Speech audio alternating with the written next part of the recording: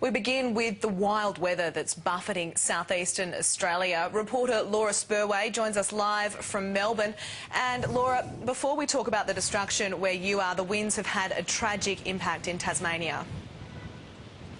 Yes, that's right, Natalia. One person there has died after being hit by a fallen tree in Launceston in very destructive conditions. We understand that there's widespread power outages in Tasmania and also warnings for flash floodings. The winds have been so extreme there as well that the Prime Minister's plane was forced to divert from landing in Launceston to Hobart because the conditions are just so extreme. Here in Victoria, they're really starting to set in at the moment, ahead of a cold front that is going to sweep across the state this afternoon.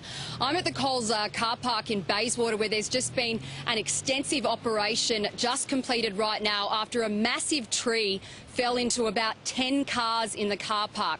We know that 2 of those cars were written off. Fortunately, no one was in those vehicles at the time, but it really just demonstrates to you the power of these winds that are coming in at the moment. We've had almost 1,000 calls to the SES since midnight. Most of those have had to do with fallen trees across the state. There were 500 of those calls in the greater metropolitan area. There was a woman who was in a car in a suburb called Druin, which is just to the outer east of Melbourne. Her car was hit by a fallen tree and she had to be hospitalised.